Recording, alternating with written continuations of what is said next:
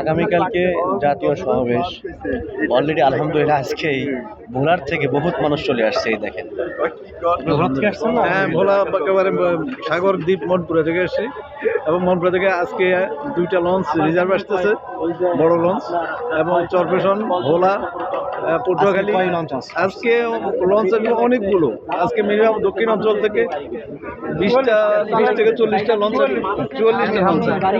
আলহামদুলিল্লাহ এক একটা লঞ্চের ধারণ ক্ষমতা। সবাই দোয়া করবেন যাতে ইসলামের এবার বিজয় নিশ্চিত করে, আল্লাহ বিজয় দান করে। আমিন আমিন আমিন। এবং আমরা আল্লাহর কাছে বেশি বেশি দোয়া করব আল্লাহ তাআলার জন্য এই দেশে ইসলাম কায়েম করে দেয়। আমিন। যাতে এই ফেসিবাদ, মুর্দাবাদ সব কিছু ধ্বংস হয়ে যায়। আমিন।